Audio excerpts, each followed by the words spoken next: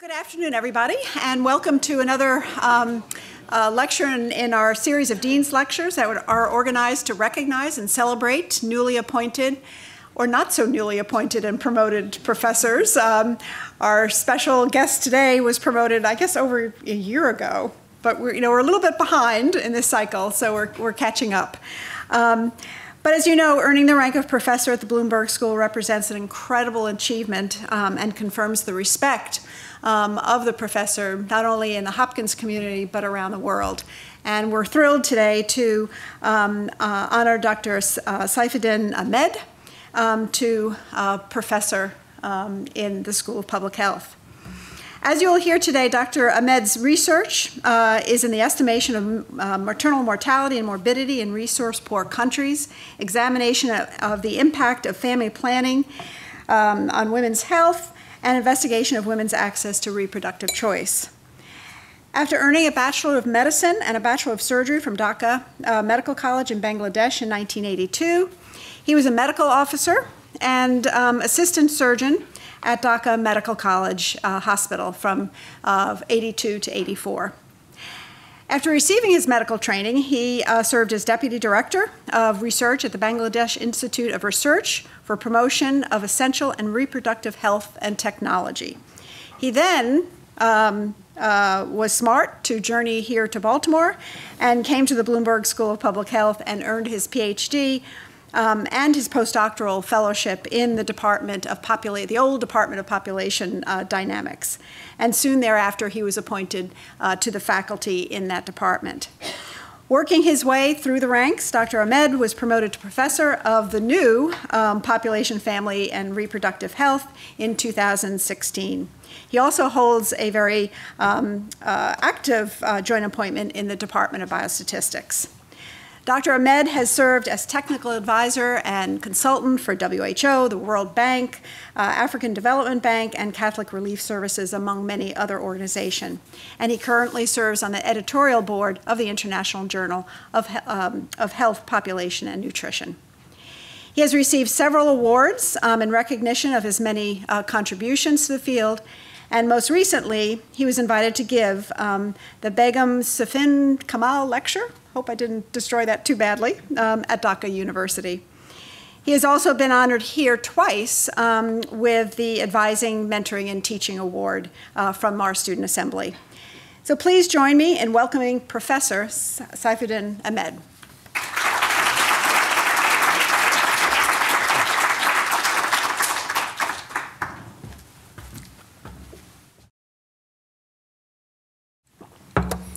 Thank you, Dean Ellen McKenzie, and I thank you all for coming to this session. Saving lives millions at a time. This is not just a slogan. This is the fundamental core of our public health. We like to save lives. We like to prevent the death. No, death is not just a tragedy for the family. Death essentially is the main preventable factors that we always try to address. No death is more preventable than the maternal deaths. When you consider the maternal death, 99% of those maternal deaths occur in developing countries.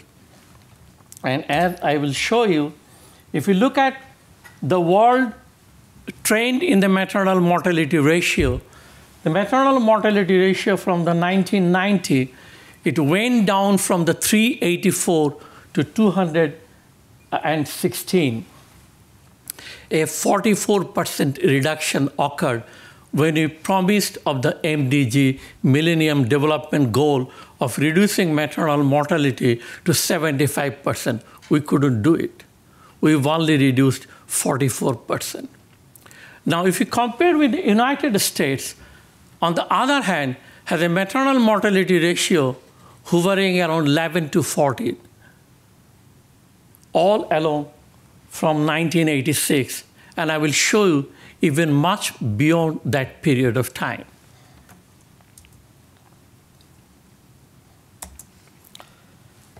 If we consider that world rate is much more higher, look at the sub-Saharan African country where the maternal mortality rates stand. it is still at 2015 more than 500 maternal deaths occurring in sub-Saharan African countries. If we consider the 14 is too low, look at Finland. Maternal mortality is even lower, 4 per 100,000 women, compared to Africa, where it is more than 500 per 100,000 live birth.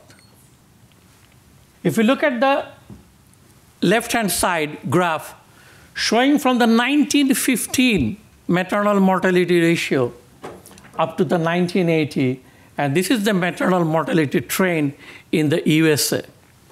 In 1915, it was around 600, essentially which was close to now in many African countries.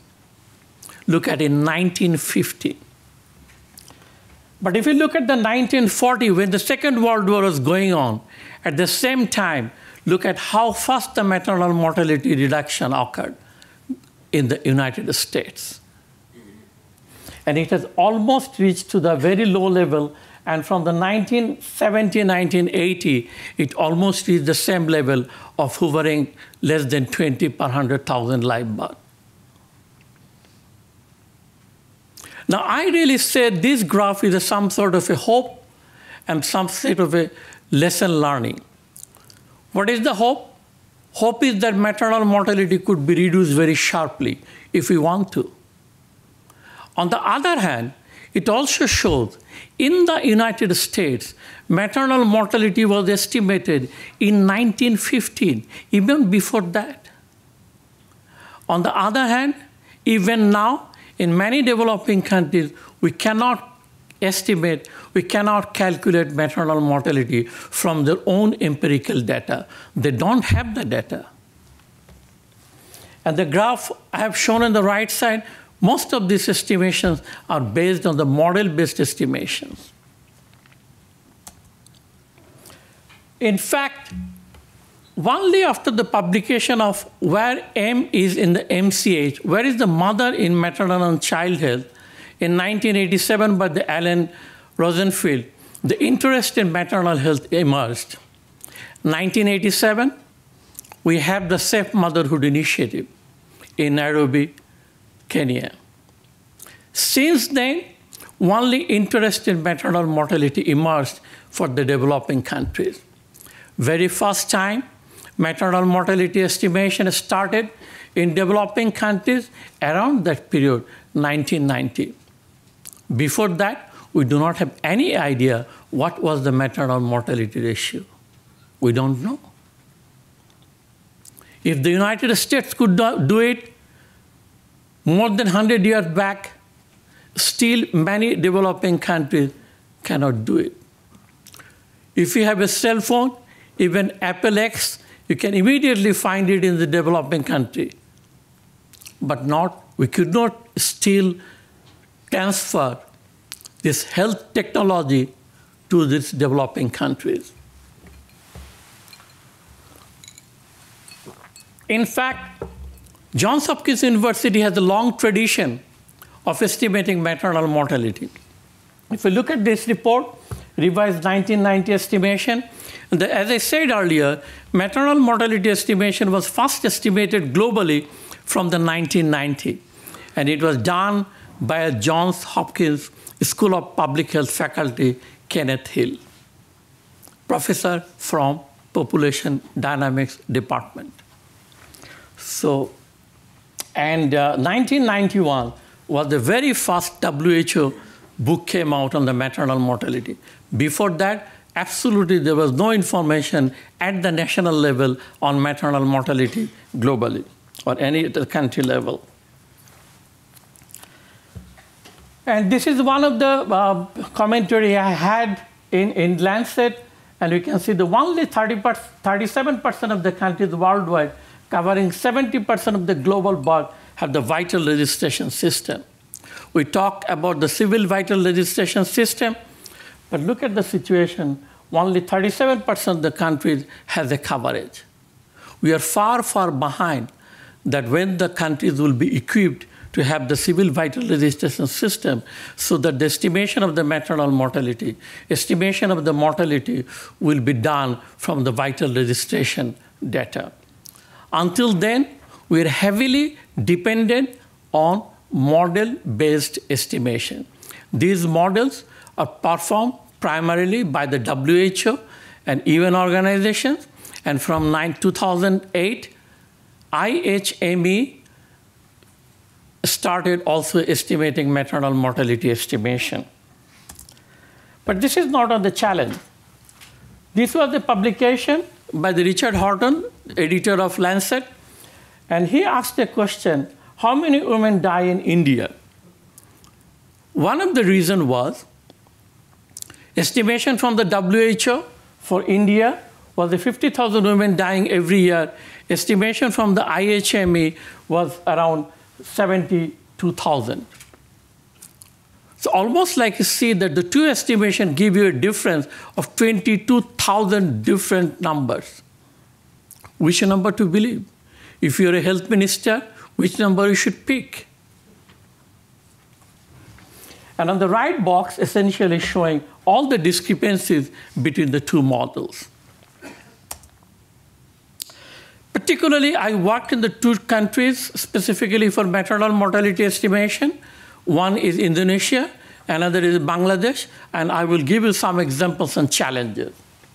If you look this one, this is essentially estimation from maternal mortality by the WHO UN organizations.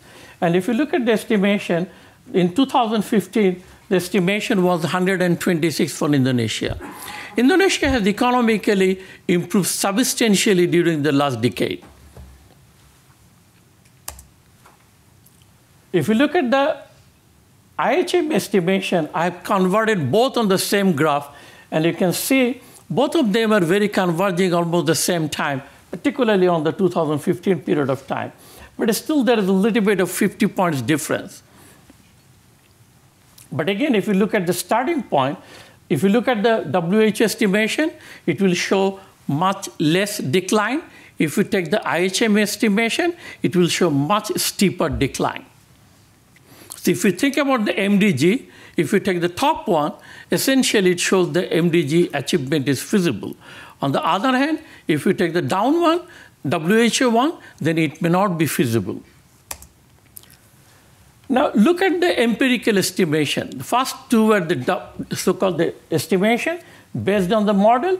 But when you come to the empirical based estimation, 2012 Demographic and Health Survey shows 359 when the estimation was around 250 by the model base. And in 2015, it was more challenging. Their own empirical data shows 305. On the other hand, model-based estimation was around 129. So again, if you think about, if you're a health minister and if you're given a number, in a particular this year, your maternal mortality could be 129 or 309. It is quite challenging.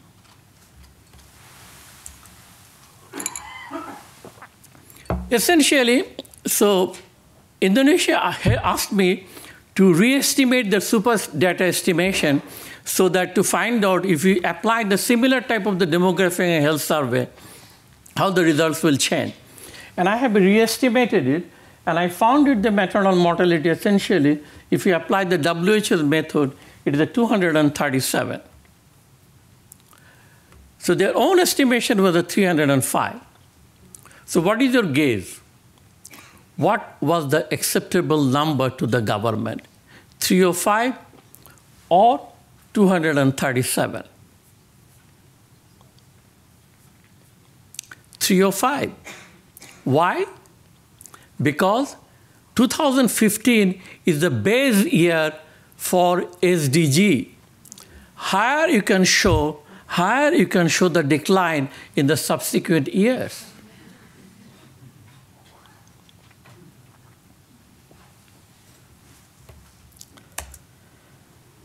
And now I will go into estimation with the maternal mortality in Bangladesh.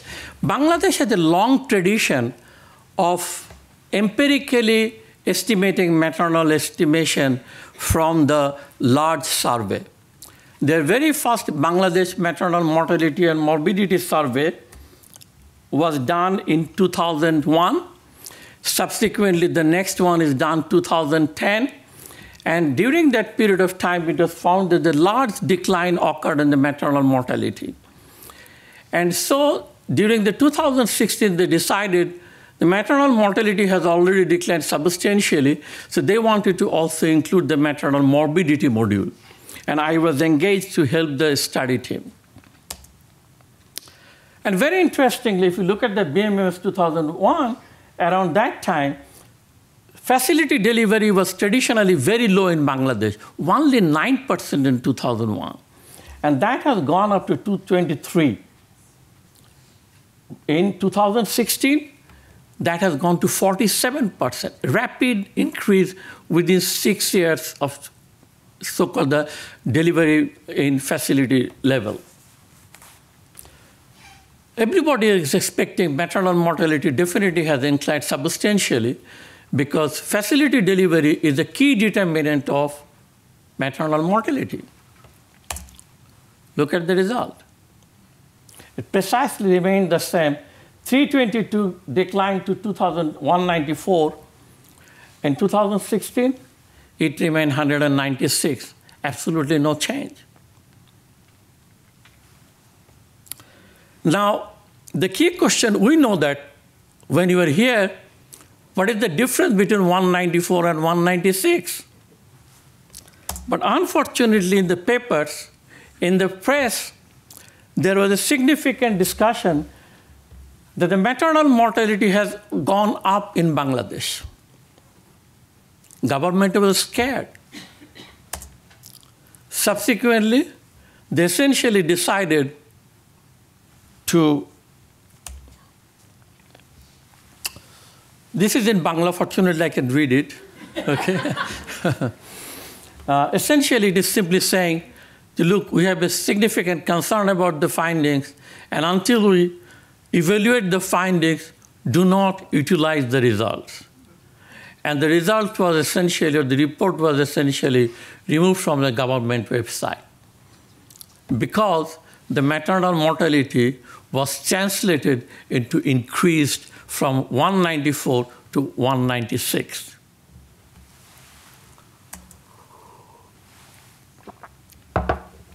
One of the challenges, maternal mortality in many of these developing countries is still based on the so-called the sisterhood method.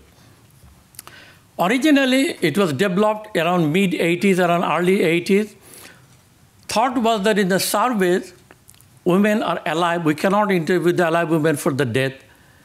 And at that time, fertility level was very high. Most of the countries, the fertility was around 6. So if there is a mother has 6 children, it is expected that she will have 3 daughters. If she has 3 daughters, if one is interviewed, and that woman has 2 sisters.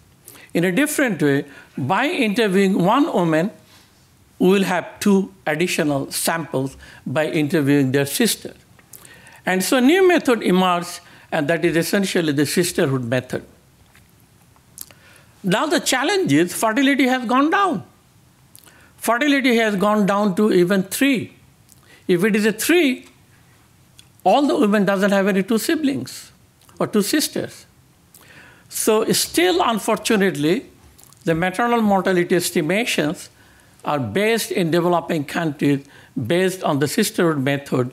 And as a result, we have substantial challenges that our confidence interval will be extremely large or the number will be very unstable. And this is the assessment we have done for the demographic and health survey. Some of you may know the demographic health survey data are the main source of estimation of the maternal mortality and low middle income countries.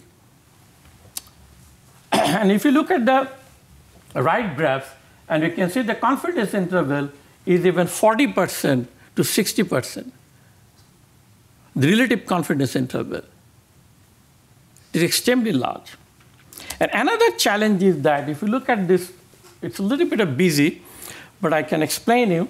If you look at the so-called the DHS estimation, and there is a lot of, the sisters are asked whether your sister died from the pregnancy, during delivery, at postpartum period.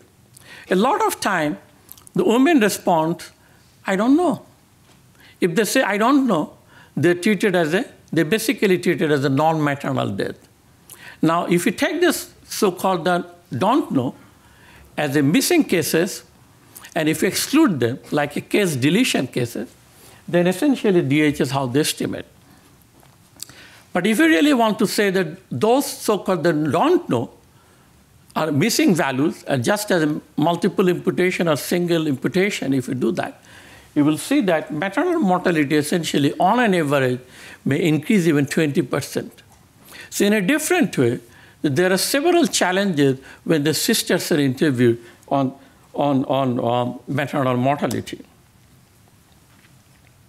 Now, if this is the condition, at a national level estimation, think about what happens to the subnational level. We are more interested in the subnational level. For a government, it is a huge challenge to know, if I know that, okay, fine, my country has a 500 or 600 or 300, how do I address that? But if I know the subnational level, I will know where I need to target the program, which are the high-risk areas, which are the low-performing areas. In a different way, subnational maternal mortality estimation is more needed. However, because maternal mortality is a rare event, it is extremely difficult. In a different way, by sample size-wise, it is almost impossible to conduct a survey to have the national or subnational level estimation. In this work, which has been published in the Bulletin of the WHO, we have done a model-based estimation and shown that by simply using a small area estimation type of the modeling, it is possible to reasonably estimate at the subnational level. And still you can infer which are the high-risk area and which are the low-risk area. If you look at the bottom part, this is a very coastal area, very difficult to reach those areas. It is a very high maternal mortality. On the right-hand side, all the red areas has a very high maternal mortality. And these are the areas also very inaccessible, very difficult to access, or conservatively very conservative area. In essence, our work has also extended. We, in the population and family health, we work for women's health. And family planning is our core foundation. In essence, safe motherhood is the four R: antenatal care, delivery care, postpartum care, and the fourth arm is family planning. We have examined the role of family planning in reducing maternal mortality. And our study, which was published in The Lancet, has shown in the absence of the family planning, the global mortality would have increased by 44%. And in a different way, the family planning has reduced global maternal mortality rate by 44%.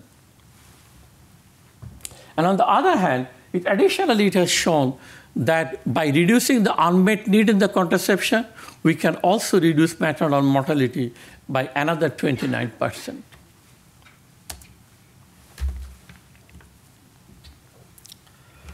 Now, I will focus on morbidity issues. Among all maternal morbidities, we sometimes say for each maternal death, another 20 to 30 women suffer from maternal morbidities. Among all maternal morbidities, obstetric fistula is the most difficult, most wretchful situation for women. And I presented in the Gynecology and Obstetrics International Journal, when we presented as a special edition, we presented them as a dead women walking. They're essentially dead, but still they're walking, they're still alive. And one of the challenges is that they bring double tragedy. 90% of those women, when they deliver, their baby is also born in stillbirth.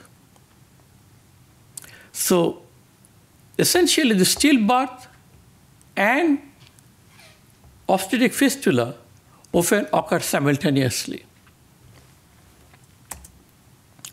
Now, a major challenge remains: what is the global estimation of obstetric fistula? Sometimes we hear about 2 million women globally are suffering from obstetric fistula. Another paper, Luval, thought, maybe 2 million is not too much. I think it is a 3 million. Okay? And another paper, Adler, done some sort of a meta-analysis, and she thought it is a 1 million. Another challenge is that in that particular paper, incidence rate is around 6,000. In a different incidence rate is 6,000, maternal the fistula cannot be 1 million.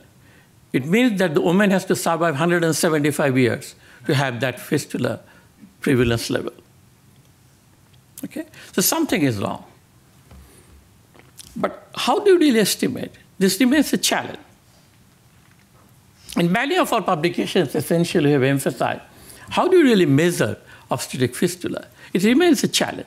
And particularly those who work in the maternal mortality area, morbidity area, it is quite known that self-reporting of the maternal morbidity condition have a very high misclassification.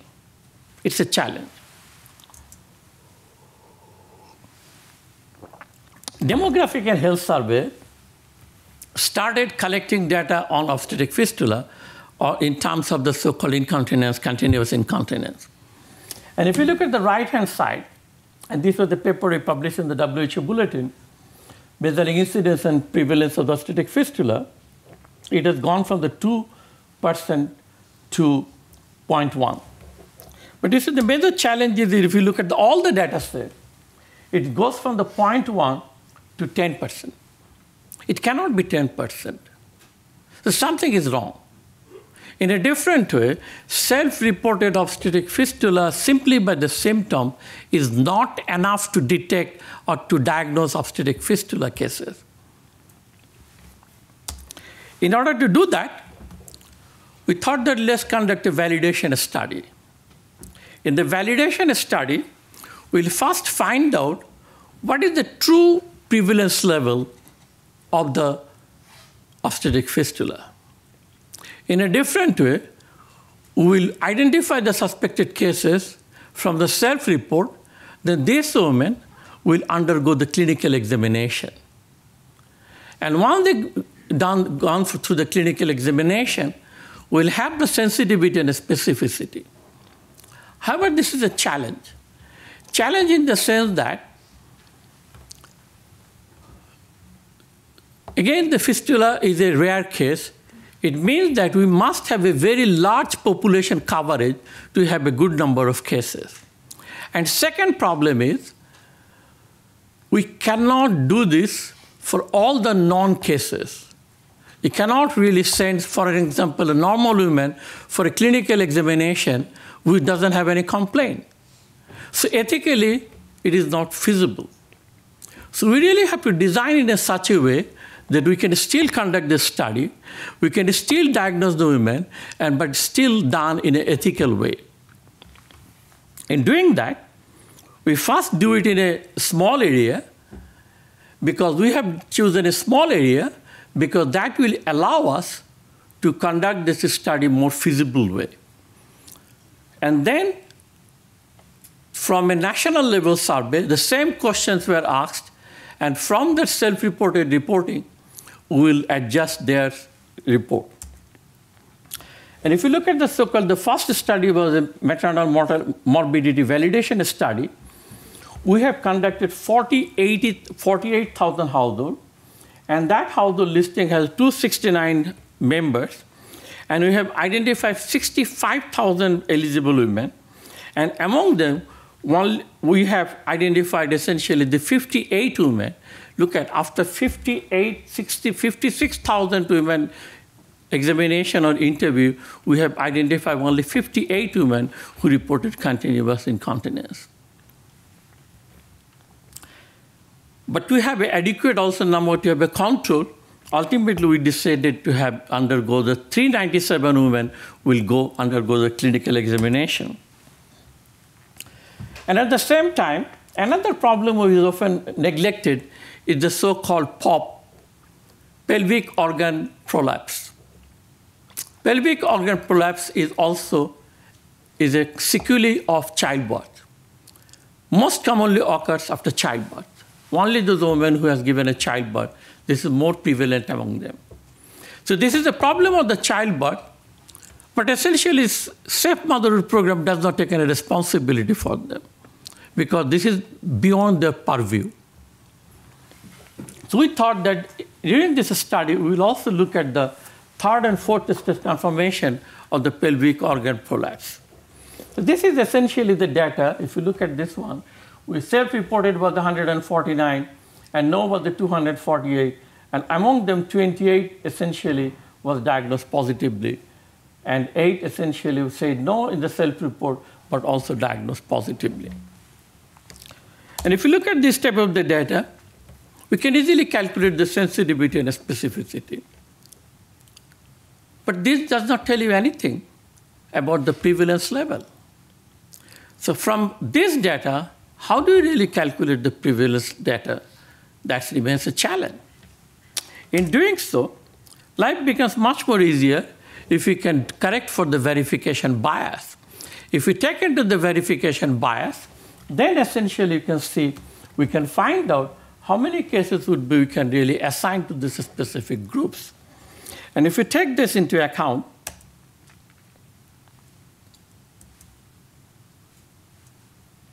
I'm a little bit of not going through everything.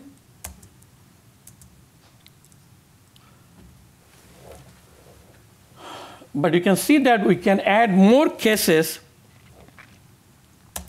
and ultimately, just to coming to the main important point essentially, the self-reported prevalence was at 23.5%, but if we correct for all those corrections, then essentially the true prevalence level is a 4.83%. So in a different way, by applying those so-called the self-reported sensitivity and specificity information, we can apply those information and essentially get an unbiased estimation at the population level. Once we have that, then essentially we can apply that to the population level estimation or population level self-reported data and come to a national level estimate. And at the national level, essentially, we have estimated in Bangladesh, there are 500,000 women having third and fourth degree pelvic organ prolapse. This was absolutely neglected area public health people rarely looked into. Similarly, if you look at the obstetric fistula reporting, and obstetric fistula reporting, fortunately, has a very high sensitivity and specificity. If we look at the sensitivity, it was almost like 100%. If we look at the specificity, so-called the directly observed, it was 90%. Once we have adjusted for the verification bias, it was 99.7, 99%. Almost like a perfect sensitivity and specificity in instrument. So in a different way, once we have that, it is possible. But look at the challenge. The positive predictive value is only 33%. In a different way, when they report, not necessarily all of the cases having that type of problem. Only 33% are having the problem, are the true cases. So that implies that if you look at the self-reported prevalence level is 119, very high. And most of the so-called the reported cases, if you look at the survey, essentially all are based on the self-reported cases, and all are around that number. But the moment you go into the, because this is converted into the per 1,000, okay, per 1,000, so per 100,000. So in a different way, the self-reported in almost every country probably has a very similar type of the prevalence in those countries where the prevalence is very high. But on the other hand, if you look at the adjusted prevalence level is quite low. Okay? So that shows that even we know that self-reporting of the maternal morbidity has a low sensitivity, low specificity, and it's quite challenging. And in fact, Hopkins has a long tradition of doing that type of a study. Some of you may know Cindy Stanton. She has done a lot of studies on maternal morbidity, and very early studies from International Health. It was done, also looked into the demographic and health survey, initially started collecting data on maternal morbidity.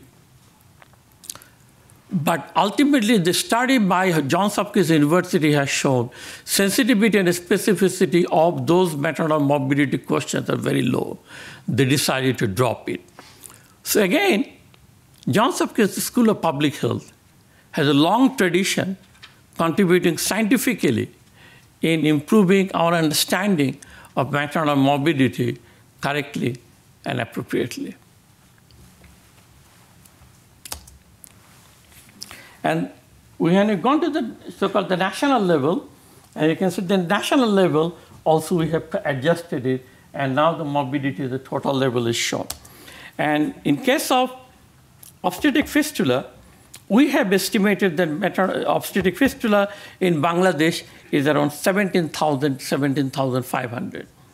Very interestingly, a very early paper in 2003 that was a report. Based on that report, it was self-reported. It was reported that Bangladesh has a obstetric fistula cases of 75,000. So government was essentially scared. Oh my God, 75,000, we cannot handle it. This is beyond our capacity. Because every year in Bangladesh, only 300 to 400 operations are performed. So at that rate, 90% of these women would never see surgical operation in their lifetime. But when the government look at this value of 20,000, they say, probably can handle it. In a different way, with the correct figures or with some sort of a reasonable estimate, we can engage the government to be the part of the study and part of the team to address this problem.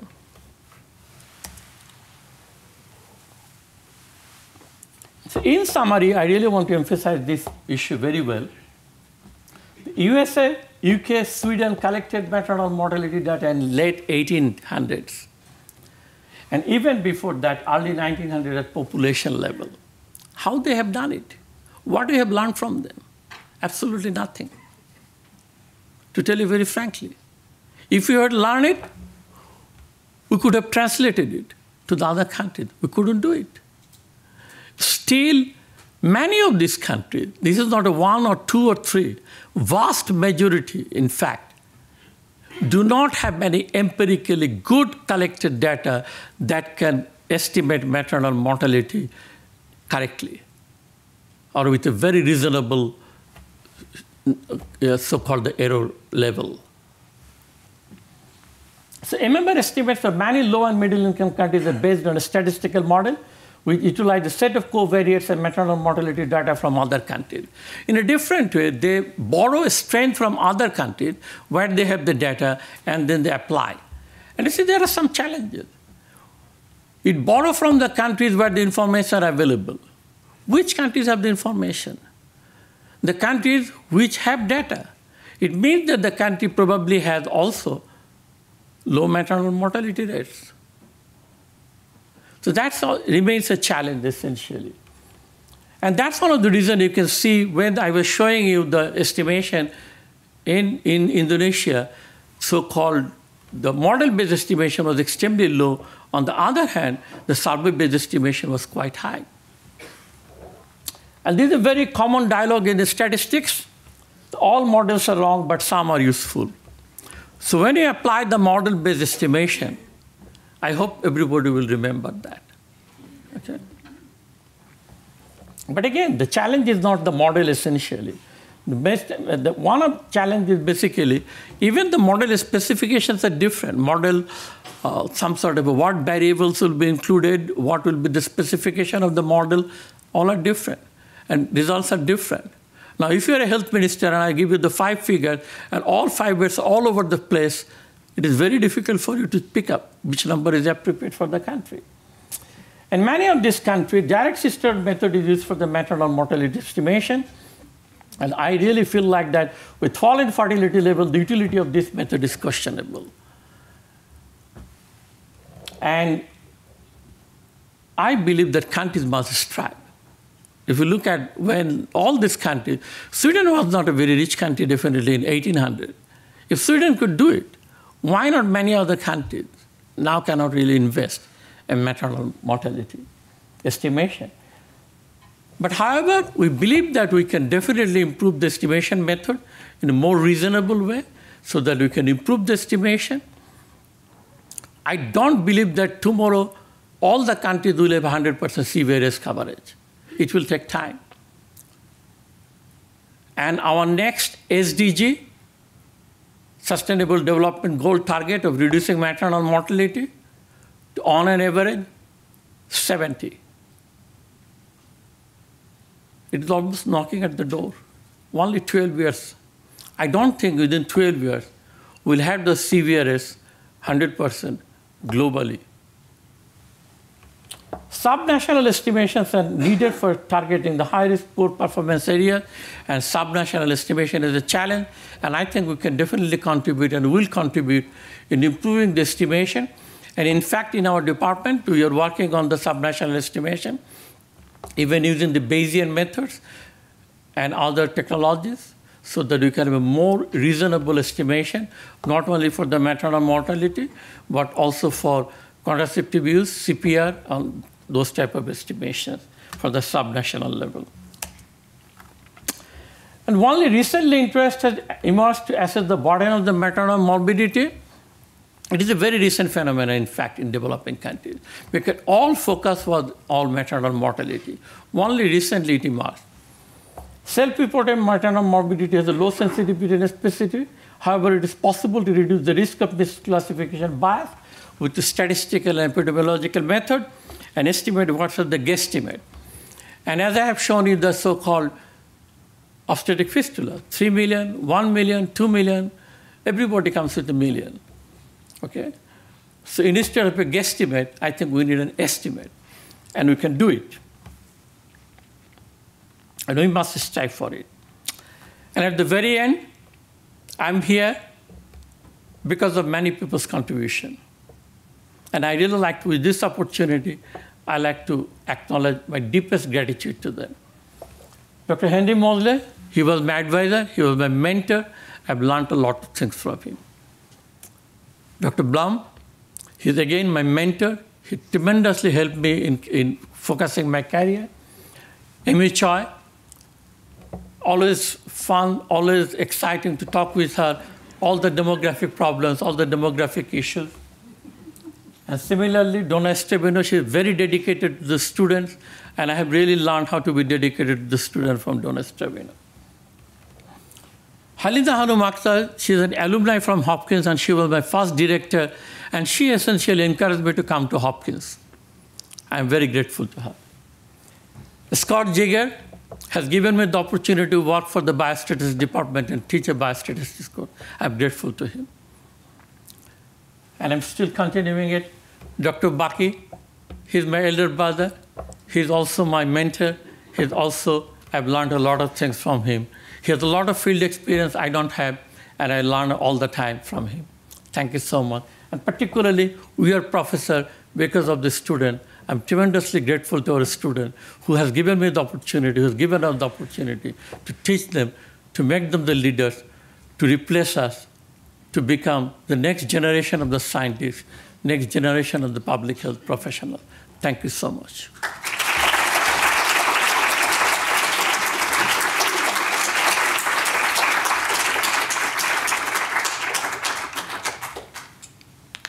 Well, thank you. That was great.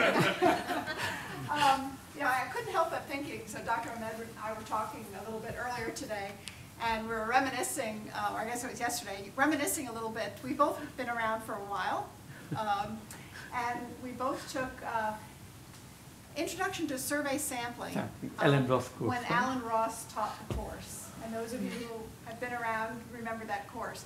And I couldn't help but think, and so Dr. Ahmed is now teaching that course in the biostatistics department. And I couldn't help but think how different a course it is now with your incredible experience. I think I made it much more simpler. But we do have a few minutes for questions. Does anybody have a question or a comment? Or? Yes. I was kind of hoping you're actually able to provide answers instead of asking more questions at the end of your presentation, but it's the opposite. So I guess probably more years ahead of you to really try to answer some of those questions you sort of raised here. But on sort of improving the validity of measuring maternal mortality, I don't know whether you have any thoughts about how to do that. I know that Stefan, who's probably not, I don't know whether he's in the audience or not, he's done some research, using the calendar method to try to improve reporting. So I don't know whether there are any other sort of ongoing or potential future Right, research. the CDC work has also shown that in the USA even, maternal mortality is underestimated. And you probably know that many states essentially has improved the so-called death certificate to include the checking of the pregnancy status of the maternal father. And that has definitely improved the maternal mortality even in the USA. However, one of the challenges I think in the developing countries, because vast majority of women are still delivering at home, dying at home, and we are heavily dependent on the so-called verbal autopsy, right? Even with the verbal autopsy, I think it is quite challenging. It is quite challenging to pinpoint the exact diagnosis. Just give you an example, essentially. If you look at the PPH, postpartum hemorrhage, right? By definition, it is a 500 ml. How many women can really, if you look at the small bottle of Coca-Cola, it is a 500 ml, like the small one. But it is very difficult. We can precisely visualize what is a 500 ml, right? But for delivering women for 500 ml is very difficult. And another challenge, basically, I didn't go through all of our study. We've done a study in postpartum sepsis, and postpartum sepsis is essentially symptomatic. There is no clinical, some sort of laboratory diagnosis. And with the symptom, it's very difficult. One of the challenges is basically temperature is high. But when you are at the home, you cannot really put thermometer to everyone and they will measure their own temperature. So again, it's very difficult to diagnose and very difficult to, those type of challenges are there. I think this is important that we really want to some sort of remove the bias from the misclassification. But again, there are definitely some challenges there. Stan. Here.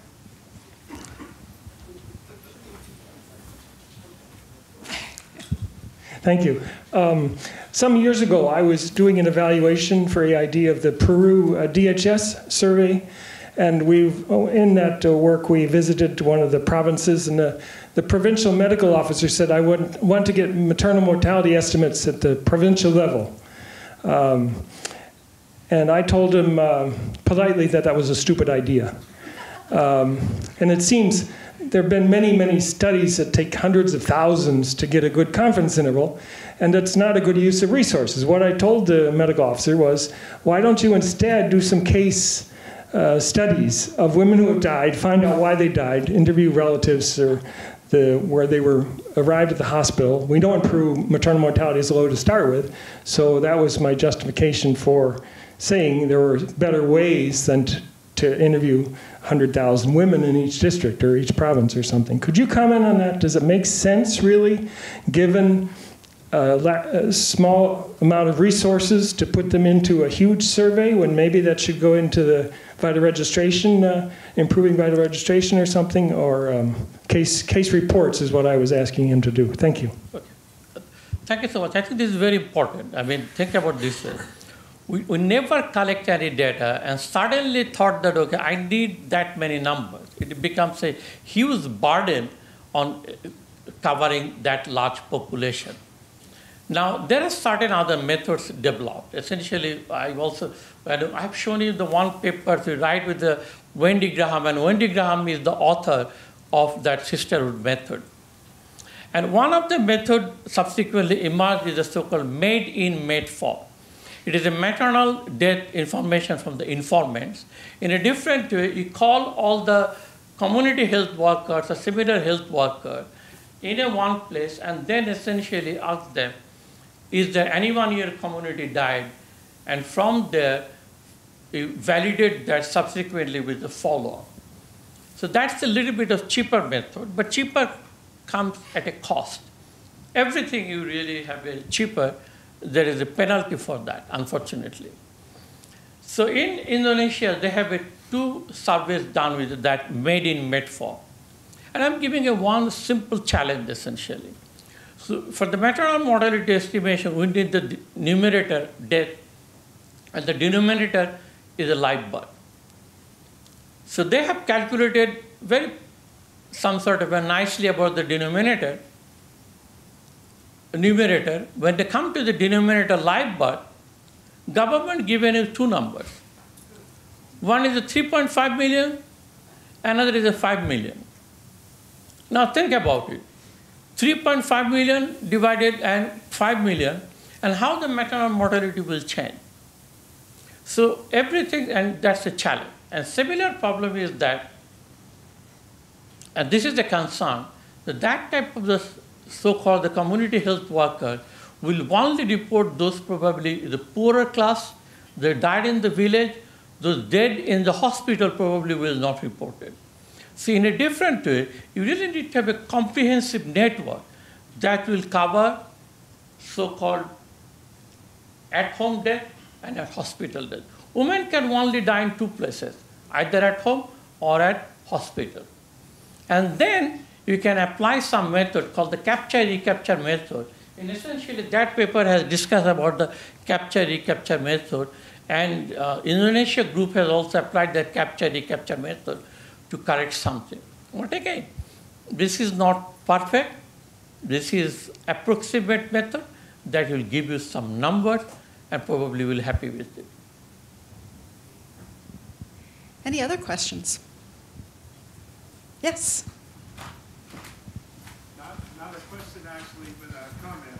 You acknowledged all the people that helped you with your speaking for probably half the people on board in this room. We want to thank you for helping us with ours. When you have 5 projects of your own going on at the time, whenever we come to your door, it's always open. You always welcome us, and you always save us from the statistics involved. I just wanted to thank you.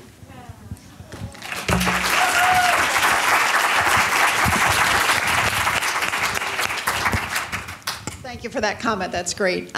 So please join us outside for a reception, and please join me again in congratulating Dr. Ahmed. Thank you so much.